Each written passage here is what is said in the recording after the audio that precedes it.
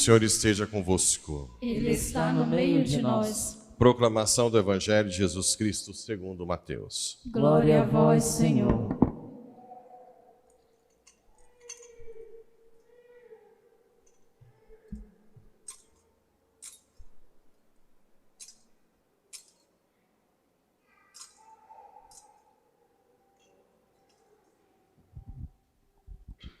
Naquele tempo, partindo Jesus, 2 cegos o seguiram, gritando: tem piedade de nós, filho de Davi. Quando Jesus entrou em casa, os cegos se aproximaram dele. Então Jesus perguntou-lhes: vós acreditais que eu posso fazer isso? Eles responderam: sim, Senhor. Então Jesus tocou nos olhos deles, dizendo: faça-se conforme a vossa fé. E os olhos deles se abriram. Jesus os advertiu severamente: tomai cuidado para que ninguém fique sabendo. Mas eles saíram e espalharam sua fama por toda aquela região. Palavra da salvação. Glória a vós, Senhor. Muito bem, caríssimos irmãos e irmãs, que nos acompanham pelas redes sociais. A primeira leitura profética fala da vinda do Messias. Os surdos ouvirão, os olhos dos cegos se verão no meio das trevas e sombras. Os humildes aumentarão sua alegria no Senhor, e os mais pobres dos homens se rejubilarão. Fracassou o prepotente, desapareceu o trapaceiro, e sucumbiram todos os malfeitores. Os que faziam os outros pecar por palavras e armavam ciladas, né? Muito bem. Aqui é uma leitura profética de um Messias que vem nos libertar da opressão do mal físico, mas também um mal moral. Nós temos cada vez mais visto no mundo atrocidades, como nunca se houve na história. Não sei se vocês estão acompanhando as mortes dos cristãos no Sudão, Nigéria, Congo, Moçambique, Nigéria, mais ainda Sudão.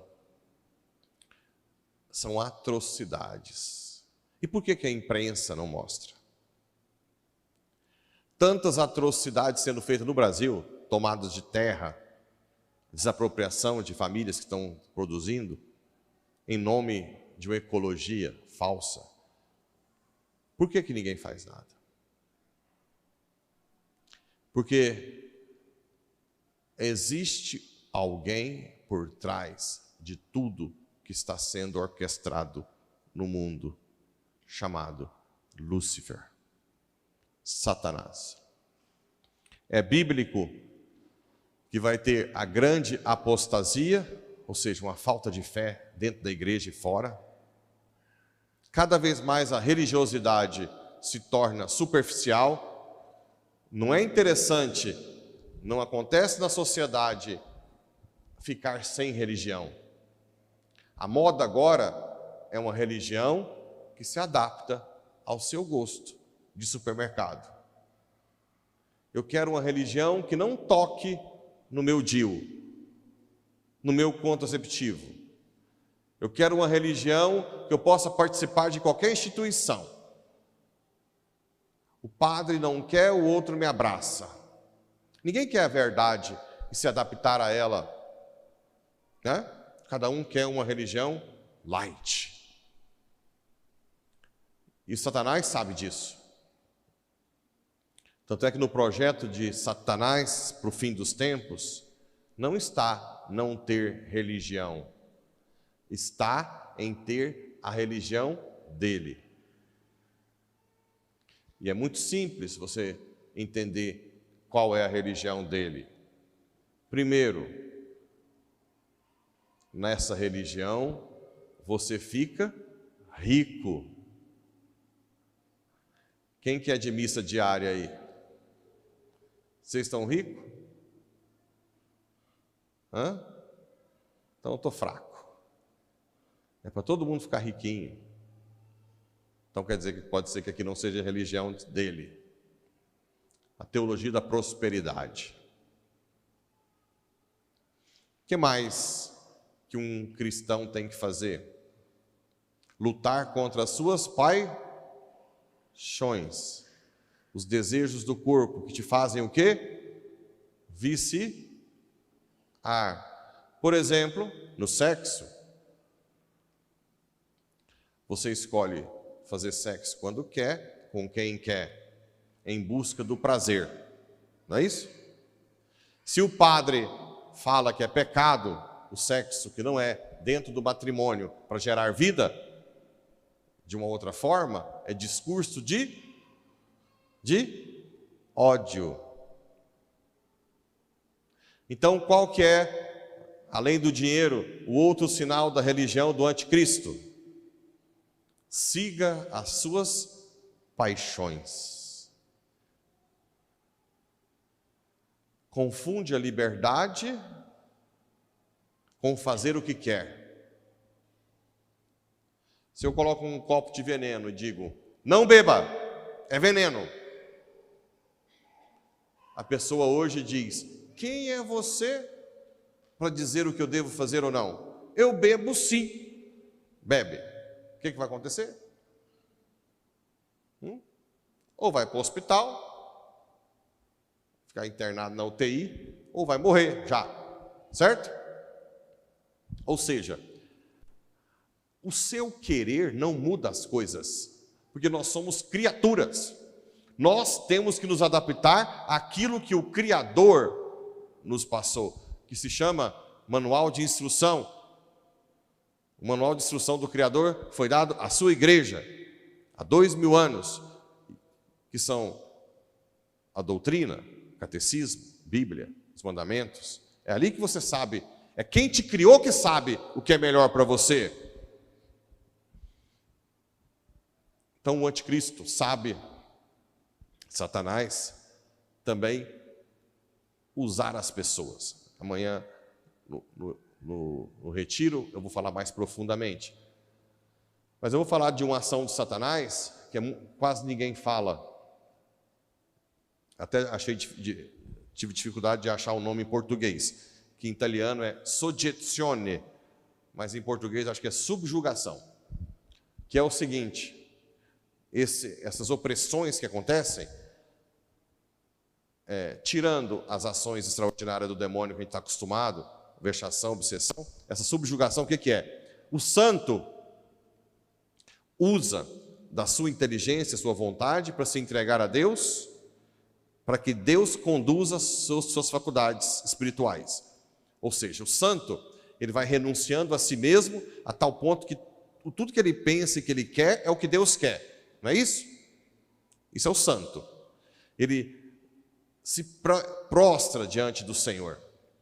A subjugação demoníaca é o contrário. São as pessoas más que querem entregar suas faculdades ao demônio. Então, tudo que a pessoa pensa e faz é de Satanás. Só que não é possessão, porque a possessão é contra. É algo que a pessoa quer. Por isso que não tem rito para subjugação.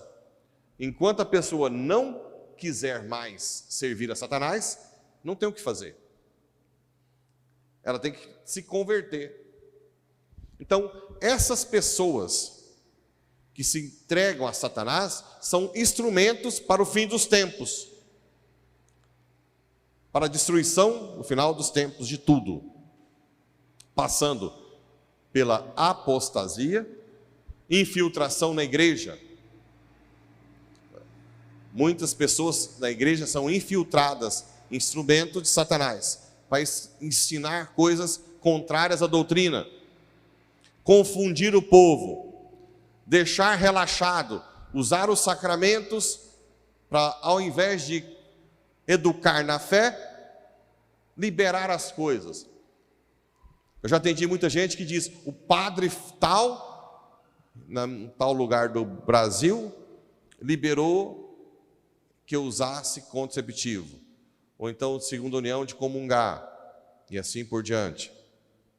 Segunda união, a gente sabe que tem um caso à parte, que deve ser feito né, tratado com carinho, porque às vezes a pessoa converte depois que já está casada, está lá no meio daquela situação, mas ela pode fazer comunhão espiritual, não comungar até resolver o processo canônico, tudo bem?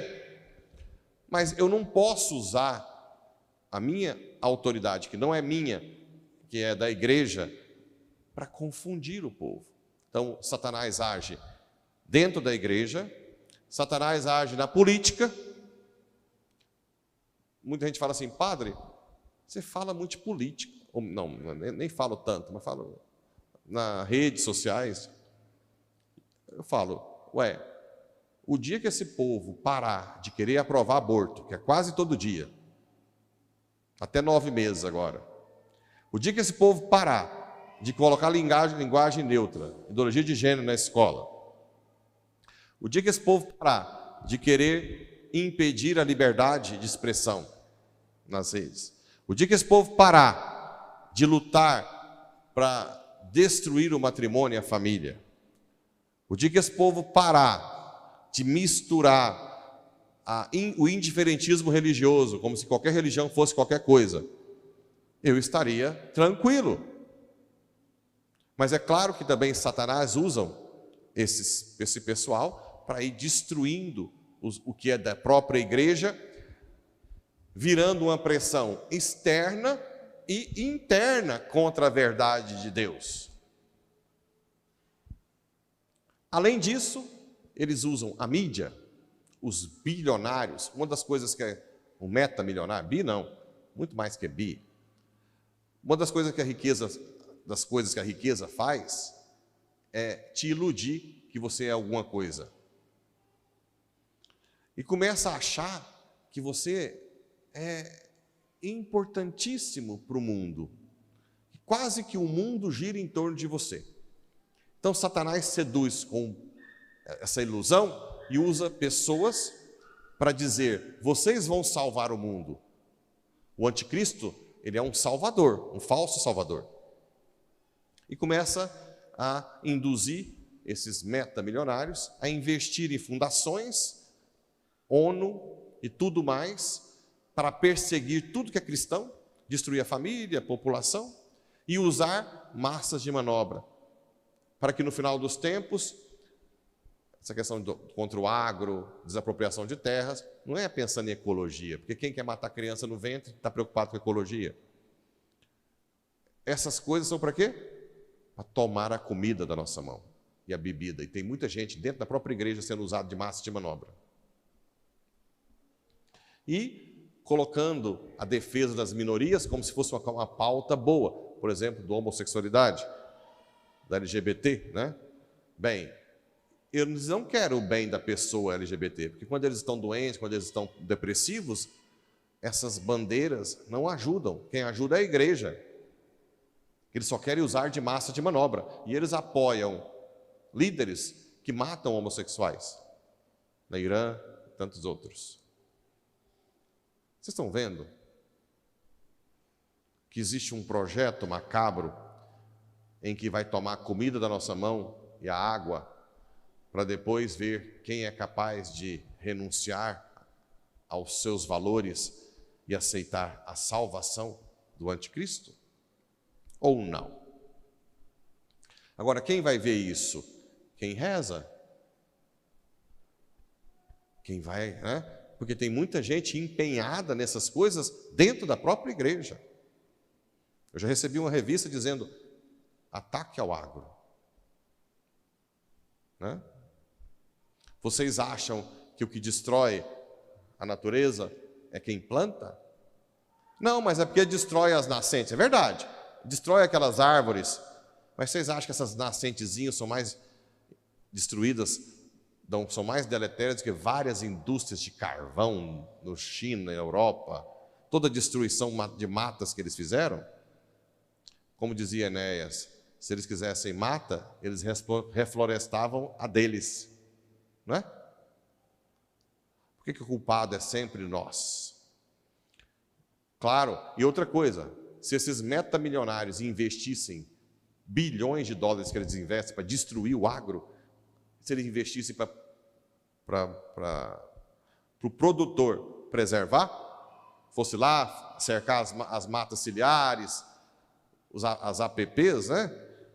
Se eles fossem usar o dinheiro dele, não, vamos ajudar vocês aqui a ter maquinário tranquilo, estava resolvido. O Brasil é o que mais preserva no mundo, disparado.